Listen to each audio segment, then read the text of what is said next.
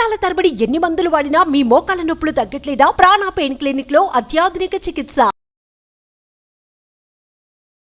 Welcome to Suman. నేను మీ సుమన్ వినాగ్. కోల్కతా ఇన్సిడెంట్కి సంబంధించినటువంటి వాటిల్లో ఈరోజు ఒక కీలక వ్యక్తిని కూడా అరెస్ట్ చేసినట్లు తెలుస్తోంది, అదుపులోకి తీసుకున్నట్లు కూడా తెలుస్తుంది. దానికి సంబంధించినటువంటి వాటిల్లో ఇనీషియల్ టైంలో ఒక నలుగురిని అరెస్ట్ చేయడం జరిగింది.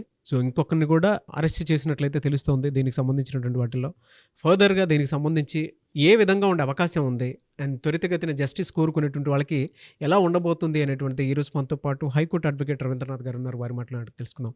Hello sir. హాయ్ అండి నాగరాజ్ గారు. సార్, ఇప్పటి వరకు అంటే గడిచిన కొద్ది రోజులుగా మనం చూస్తూ ఉంటే దీనికి సంబంధించి ఆల్మోస్ట్ ఒక 2 నెలలు కూడా కావస్తుంది మనకి. అంటే ఒక 4 days ఆగితే దీనికి సంబంధించినటువంటి వాటిలో ఒక 2 months అయిపోతున్నట్లు కూడా తెలుస్తుంది మనకి. ఇప్పటి వరకు 9గురిని అరెస్ట్ చేశారు, కొత్తగా 5గురిని అరెస్ట్ చేయడం జరిగింది. దీని వెనక ఉండేటువంటి కారణాలు ఏంటి, ఏ విధంగా ఉండబోతుంది? నాగరాజ్ గారు, ఆగస్టు 9న ఈ సంఘటన ఏదైతే జరిగిందో దీనికి సంబంధించి ఆగస్టు 14వ తేదీ నాడు సుప్రీంకోర్టు దీని మీద సుమోటోగా తీసుకొని త్వరితగతిన విచారణ కూడా మొదలుపెట్టారు. అప్పటి నుంచి కూడా గైడెన్స్ ఇస్తూ ఉన్నారు. కానీ చాలామంది ఆలోచనలు ఏంటంటే ఈ విషయం మీద తొందరగా త్వరితగతిన జడ్జిమెంట్ వస్తే బాగుంటుంది, నిందితునికి కూడా ఎంత తొందరగా వీలైతే అంత తొందరగా శిక్ష పెడితే బాగుంటుంది, అభయకి న్యాయం జరుగుతుంది అన్నటువంటి కోణంలో చాలామంది అభిప్రాయపడుతున్నారు. నిజంగానే చాలామంది వాస్తవం, మేము కూడా ఆలోచిస్తుంది అది అందరం కూడా. అయితే తొందరలోనే ఇంకొక విశేషం ఏంటంటే చంద్రచూడ్ గారి యొక్క పదవీ విరమణ కాలం దగ్గరలోనే వస్తుంది. నవంబర్ 10వ తారీఖు నాడు వైవి చంద్రచూడ్ గారి యొక్క పదవీ కాలం ముగుస్తుంది. Next month November 10. అంటే ఈ రోజు కరెక్ట్గా చెప్పాలంటే 36 days ఉంది. 36 రోజుల్లోగా చంద్రచూడ్ గారి యొక్క పదవీ కాలం కూడా ముగుస్తుంది. చాలామంది మెదడులో తెలుస్తున్న ప్రశ్న ఏంటంటే ఎన్నో విప్లవాత్మకమైనటువంటి తీర్పులు ఇవ్వడంలో చంద్రచూడ్ గారు చేసినటువంటి తీర్పు చారిత్రాత్మకంగా మిగిలిపోయాయి. ఇప్పటివరకు జరిగిన ఎన్నో హిస్టరీ దీంట్లో ఎన్నో అద్భుతమైన అమెండ్మెంట్స్ తీసుకొచ్చారు, అద్భుతమైన తీర్పులు కూడా ఇవ్వడం జరిగింది. అటువంటి చంద్రచూడ్ గారు నవంబర్ 10వ తేదీ నాడు బహుశా ఆయన పదవి విరమణ చేసే అవకాశం ఉంది. అవకాశం కాదు, 100% నవంబర్ 10న ఆయన పదవి విరమణ చేస్తారు.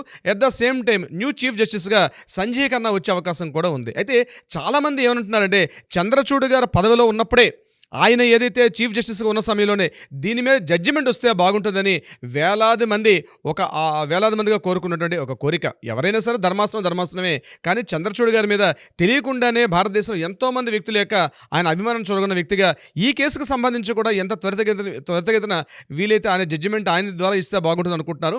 బహుశా నెక్స్ట్ కమింగ్ అక్టోబర్ 5న ఏదైతే మరలా ట్రయల్స్ ఉన్నాయో ఈ ట్రయల్స్ మాత్రం చాలా ఇంట్రెస్టింగ్గా ఉండే అవకాశం ఉంటుంది నాగరాజ్ గారు.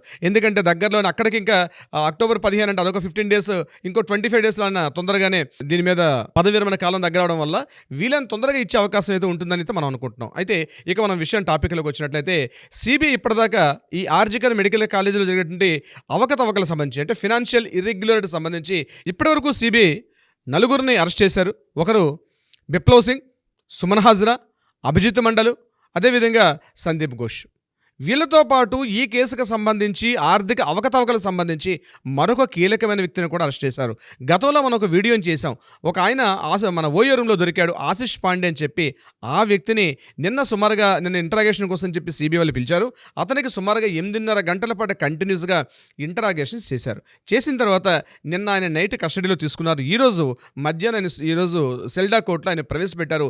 బహుశా ఆయన్ని కూడా కస్టడీలో తీసుకొని జ్యుడిషియల్ కస్టడీయా లేకపోతే పోలీస్ కస్టడీ తీసుకుంటారని బహుశా మనం కొన్ని గంటల్లో తీసుకునే అవకాశం కూడా ఉంటుంది. అయితే ఈ ఆశిష్ పాండే ఎవరు, ఎందుకు ఇతను అరెస్ట్ చేశారు అన్న విషయాల్లోకి వెళ్తే, ఆశిష్ పాండే అనే వ్యక్తి ముఖ్యంగా సందీప్ ఘోష్గా రైట్ హ్యాండ్ అన్న పేరు పడ్డ వ్యక్తి. ఈయన ఈ వెస్ట్ బెంగాల్ ఛాత్ర పరిషత్ అన్నటువంటి ఏదైతే విద్యార్థి విభాగానికి ఉందో ఆ విభాగంలో ఈ యొక్క ఆర్జికర్ మెడికల్ కాలేజ్ యొక్క యూనిట్కి ఈయన ప్రెసిడెంట్గా పనిచేస్తున్నారు ఈ యొక్క డాక్టర్ ఆశిష్ పాండే.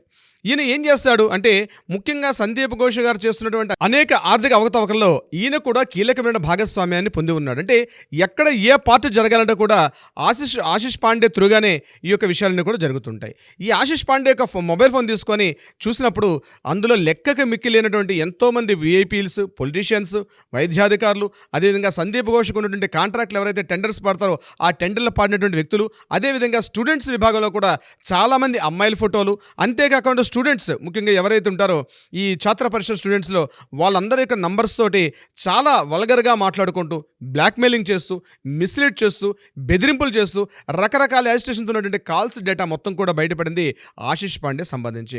అంటే ఫైనల్గా కరెక్షన్ మేనేజ్మెంట్ మనం ఏదైతే అనుకున్నామో, సిబిఐ ఇంట్రాగేషన్లో చిట్ట చివరి భాగం కరెక్షన్ మేనేజ్మెంట్ ఏది అనుకున్నామో, అందులో భాగంగా ఆశీష్ పాండే నిన్న అతను తీసుకోవడం మాత్రం ఒక కీలక ఘట్టాన్ని చెప్పుకోవచ్చు. ముఖ్యంగా ఈ ఆశీష్ పాండే ఏం చేశాడంటే యాక్చువల్గా ఆగస్టు 9వ తేదీ నాడు ఏదైతే ఈ దుర్ఘటన జరిగిందో ఆ సమీపంలో అందరికన్నా ముందు ఆ ప్రదేశాన్ని సందర్శించిన వ్యక్తిగా అక్కడ ఉన్నటువంటి ఫొటోస్ మనకి కనిపిస్తూ ఉన్నాయి. అదే కాకుండా ఈ సంఘటన జరిగిన తర్వాత ముందు రోజు రాత్రి ఆగస్టు 8వ తేదీ ఇతను ఓయో రూమ్లో ఉన్నట్టుగా కూడా తెలుస్తుంది. గోలాబరి అన్నటువంటి ఏరియాలో ఇతని యొక్క స్వస్థలం. ఆ ప్రాంతాన్ని పోలీసులు విజిట్ చేసేసరికి అప్పటి నుంచి కంప్లీట్గా అబస్కాండ్లో ఉన్నాడు ఈ యొక్క ఆశీష్ పాండే. ఆ నైబర్స్లో కూడా వెళ్ళి మాట్లాడడం జరిగింది. నైబర్స్ ఏం చెప్పారంటే ఆ రోజు నుంచి ఇప్పటిదాకా ఇతను కనిపించడం లేదు, ఇతను ఎప్పుడు వస్తున్నాడో ఎప్పుడు పోతున్నాడో కూడా తెలియట్లేదు, కాబట్టి ఇతని మీద మాకు కూడా అనుమానం ఉందని చెప్తే పోలీసులు ఆ యొక్క ఇంటిని తలాలు బ్రేక్ చేసి ఇంటి లోపలికి వెళ్ళేసరికల్లా గుట్టలుగా పేరుకుపోయినటువంటి అనేక పేపర్స్ కట్టలన్నీ కూడా ఒక స్టూడెంట్ విద్యార్థి విభాగ నాయకుడి ఇంట్లో ఆఫీసులో ఉండాల్సిన పేపర్స్ అన్నీ కూడా ఈ ఇంట్లో ఎందుకు ఉన్నాయండి ఒక ప్రశ్నార్థకటువంటి మిలియనం మెదలు తొలిచేటువంటి ఒక ప్రశ్నార్థకమైన ప్రశ్న. ఈ ఆశీష్ పాండే ఇక్కడతో ఆగలేదు. ముఖ్యంగా మాణిక్ తల అనేటువంటి హాస్టల్ ఉంది. అంటే ఆర్జికర్ మెడికల్ కాలేజ్లో ఒక హాస్టల్ పేరు మాణిక్ తల. ఆ మాణిక్ తల హాస్టల్లో ఉన్నటువంటి ఒక రూమ్ని, ఈ మాణిక్ తల హాస్టల్లో ఒక రూమ్ని కంప్లీట్గా తన ప్రైవేట్ గెస్ట్ హౌస్గా వాడుకుంటున్నాడు. ఆ గెస్ట్ హౌస్లో ఎటువంటి అరాచకాలు, ఎటువంటి అక్రమాలు చేయాలో అన్నిటికీ పాల్పడుతున్నట్టుగా స్టూడెంట్స్ చెప్తూ ఉన్నారు. ముఖ్యంగా ఒకరోజు సందర్భంలో సందీప్ ఘోష్ అంటే ఆ కాలేజీ ప్రిన్సిపాల్ అయినటువంటి మాజీ ప్రిన్సిపాల్ అయినటువంటి ఈ సందీప్ ఘోష్ ఒకసారి ఆ హాస్టల్లో కూడా కొంతమంది ప్రైవేట్ అమ్మాయిలతో కలిసి కనిపించాడని విద్యార్థులు చెప్తుండగా సిబిఐ వాళ్ళు కూడా ఆ యొక్క నోట్ను కూడా వాళ్ళు మెన్షన్ చేసుకున్నారు. బహుశా దానికి సంబంధించి కూడా అంటే ఒక కాలేజీ ప్రిన్సిపాల్ ఒక హాస్టల్ స్టూడెంట్స్ ఉండే హాస్టల్లో ఆయనకి ఇక్కడ ఏం పని? అది కూడా స్టూడెంట్స్ యొక్క విద్యార్థి విభాగ నాయకుడైన ఆ నాయకుడితోటి హాస్టల్లో ఉండాల్సిన అవసరం ఏంటంటే ఆ హాస్టల్లో ముఖ్యంగా ఉన్నటువంటి ఆయన ఒక హాస్టల్లో ఉన్న ఒక రూమ్ని పూర్తిగా ప్రైవేట్ గెస్ట్ హౌస్గా మార్చేసుకొని అనేక అక్రమాలకు తావిచ్చాడు అనడానికి ఇతనితో ఉన్నటువంటి ఫోటోలు కూడా బయటకు వచ్చాయి. అది బయటకు సిబిఐ రిలీజ్ చేయట్లేదు.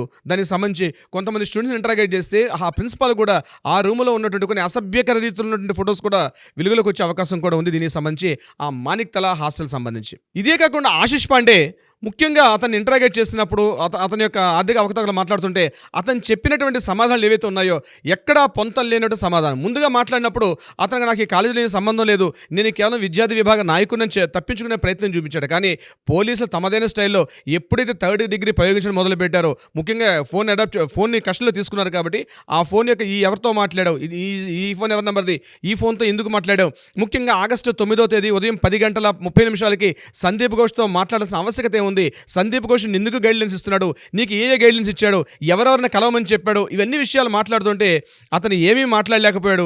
సో ఇతన్ని పూర్తిగా మామూలుగా ఇంటరాగేట్ చేస్తే సరిపోదని చెప్పి సెల్డా కోర్టు సంబంధించి ఇతన్ని ప్రొడ్యూస్ చేసి ఇతన్ని అరెస్ట్ చేయడం కూడా జరిగింది. ముఖ్యంగా ఇతను ఈరోజు కోర్టులో అతను పోలీస్ కస్టడీలో తీసుకున్న తర్వాత ఇతను ఇంటరాగేట్ చేసిన తర్వాత మరికొన్ని విస్తుగొలిపే విషయాలు కూడా బయటకు వెలుగులోకి వచ్చే అవకాశం కూడా ఉంది నాగరాజ్ గారు. ఓకే, ఇక పాయింట్ నెంబర్ 2లోకి వెళ్తాం నాగరాజ్ గారు. ముఖ్యంగా ఈ నార్త్ బెంగాల్ ఏదైతే లాబీ అనుకున్నామో, వెస్ట్ బెంగాల్ వ్యాప్తంగా ఉన్నటువంటి అనేక గవర్నమెంట్ మెడికల్ కాలేజీలు అదేవిధంగా హాస్పిటల్ సంబంధించి ఇటీవల ఈ ఆగస్టు 9 అయిన తర్వాత పోలీసులు మిగిలిన కాలేజెస్ మీద, సిబిఐ వాళ్ళు ముఖ్యంగా మిగిలిన కాలేజెస్ మీద కూడా ఒక దృష్టి సారించే ప్రయత్నం చేశారు. అంటే ఎటువంటి అక్రమాలు జరుగుతున్నాయి, ముఖ్యంగా సుప్రీంకోర్టు గైడ్లైన్స్ ఇచ్చారు. ఈ అక్రమాలకు సంబంధించి ఏ కాలేజీలు ఉన్నా, ఎవరెవరి వ్యక్తులున్నా వాళ్ళకి ఉద్యోగంలో కంటిన్యూ చేయకుండా వాళ్ళు ఇమీడియట్గా సస్పెండ్ చేయమని చెప్పి సుప్రీంకోర్టు ప్రీవియస్ ట్రయల్స్లో కూడా ఒక గైడ్లైన్స్ ఇవ్వడం జరిగింది. అందులో భాగంగా సిబిఐ వాళ్ళు ఏం చేశారంటే ఇక్కడ నార్త్ బెంగాల్ లాబీలో ఉన్నటువంటి ఎవరైతే డాక్టర్స్ ఉన్నారో ఈ డాక్టర్స్కి అదేవిధంగా కలకత్తాలో ఉన్నటువంటి మిగిలిన కాలేజీ ఉన్నటువంటి వ్యక్తులతో ఏ రకమైన సంబంధాలు ఉన్నాయి, ఏ రకమైన డీలింగ్స్ ఉన్నాయి, కాంటాక్ట్స్ ఏ రకంగా ఉన్నాయనే విషయం మీద వెళ్ళేటప్పటికి విస్తుగొలిపే విషయాలు బయటకు వచ్చాయి. అందులో ప్రధానంగా ఒక 7 మెడికల్ కాలేజీలు మాత్రం వివాదాస్పదంగా ఉన్నాయని ఈరోజు సిబిఐ వాళ్ళు రిలీజ్ చేసిన ఒక నోట్లో తెలిసింది. ఆ 7 కాలేజీల యొక్క పేర్లు నేను మీతో వివరించే ప్రయత్నం చేస్తాను నాగరాజ్ గారు. Okay sir. ముఖ్యంగా north Bengal medical college and hospital, రెండోది Midnapore medical college and hospital, మూడోది Burdwan medical college and hospital, నాలుగవది Rampurhat medical college and hospital, ఐదవది జేఎన్ఎం హాస్పిటల్, ఇది కళ్యాణ్లో ఉంటుంది, ఇది కూడా చాలా కాంట్రవర్షియల్గా ఉంది. ఆరవది Nadia medical college and hospital, 7వది ఎంజేఎన్ మెడికల్ కాలేజ్, ఇది కుచ్ బెహార్లో ఉంటుంది, ఇది కూడా చాలా వివాదాస్పదమైనటువంటి ఈ 7 కాలేజీ లిస్టును కూడా ఇచ్చారు. ఈ 7 కాలేజీ ఎందుకు వివాదాస్పదం అయినాయి అంటే ఎప్పుడైతే ఆగస్టు 9 జరిగినటువంటి ఈ సంఘటన జరిగిన తర్వాత ఇక్కడ స్టూడెంట్స్ని ప్రమోట్ చేసే విషయంలో కానీ, అదేవిధంగా నర్సింగ్ సిబ్బందికి డ్యూటీని ఎలక్ట్ చేసే విషయంలో కానీ పూర్తిగా అవినీతి లంచగొండితనానికి చాలామంది పాల్పడినట్టుగా ఇక్కడ స్టూడెంట్స్ అందరూ కూడా బయటకు వచ్చి సిబిఐ వాళ్ళకి తమ ఇండివిజువల్గా ఉన్నటువంటి తమ ఒక రెఫరెన్స్ లెటర్స్ ఇవ్వడం జరిగింది. మా కాలేజీలో కూడా ఇటువంటి ఆర్థిక అవకతవకలు జరుగుతున్నాయని చెప్పి మేము అమౌంట్ పే చేస్తే కానీ ఈ కాలేజీలో మాకు ప్రమోషన్ చేయట్లేదు, మా సర్టిఫికేట్స్ ఆపేస్తున్నారు, ఈవెన్ దో మేము ఫస్ట్ ఇయర్ పాస్ అయినప్పటికి కూడా మా సర్టిఫికేట్స్ మాకు హ్యాండ్ ఓవర్ చేయకుండా వాళ్ళ హ్యాండ్ ఓవర్లోనే ఉన్నాయి అని చెప్తూ వాళ్ళు ఎవిడెన్సెస్ ప్రూఫ్స్ అని సబ్మిట్ చేస్తే విస్తుపోవడం వంతు సిబిఐ వాళ్ళకి అయింది. అంటే అరాచకాలకి, అక్రమాలకి, అవినీతికి పుట్ట ఏంటంటే ఆర్జికర్ మెడికల్ కాలేజ్.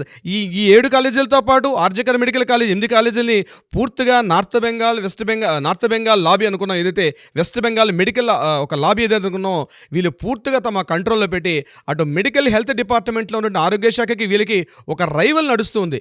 ఎప్పుడైతే ఆర్జికర్ మెడికల్ కాలేజీలో ఈ సంఘటన జరిగింది కాబట్టి ఈ విషయాలన్నీ వెలుగులోకి వస్తున్నాయి, కానీ లేకపోతే ఎక్కడికక్కడ అవినీతికి, అక్రమాలకి, అక్రమార్జన కేసులకి, అక్రమాస్తులు కూడబెట్టుకోవడానికి ఇక్కడ ఉన్నటువంటి వైద్యాధికారులు అయితేనేమి, ఆఫీసర్స్ అయితేనేమి, డాక్టర్స్ అయితేనేమి ఎవరి స్థాయిలో వాళ్ళు నిట్టనిలున విద్యార్థులను దోచుకున్న ప్రయత్నంలో సిద్ధహస్తులయ్యారు. వెరీ ఇంట్రెస్టింగ్ పాయింట్ నాగరాజు గారు. నిన్న మనం మాట్లాడుకున్నాం క్రై ఆఫ్ ద హవర్ అని చెప్పేసి ఒక స్టాచ్యూని అక్కడ ప్రదర్శించారు ఆర్జికర్ మెడికల్ కాలేజీలో ప్రిన్సిపాల్ గారి యొక్క కాంపౌండ్ హాల్లో పీజీబీఎం గార్డెన్స్కి ఎదురుగుండా దాన్ని ప్రతిష్ఠించారు. దానికి సంబంధించి దీని మీద భిన్నాభిప్రాయాలు అయితే వెలుగులోకి వస్తున్నాయి.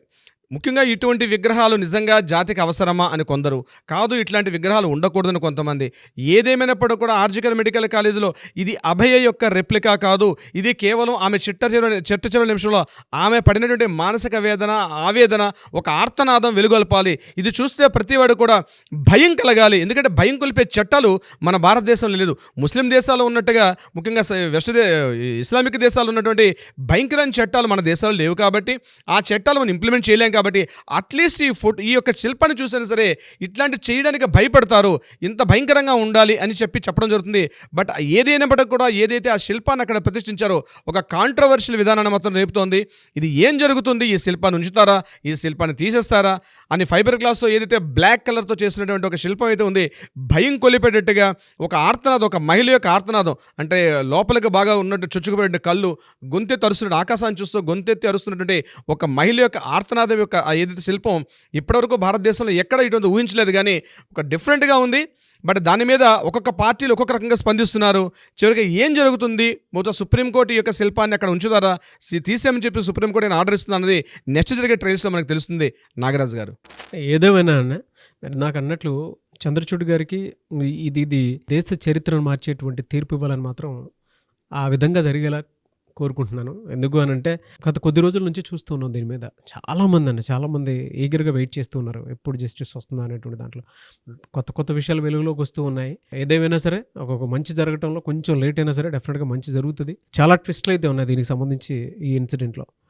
ఏదేమైనా we want justice, we demand justice. Thank you so much Ravindranath గారు. Thank you so much Nagaraju గారు.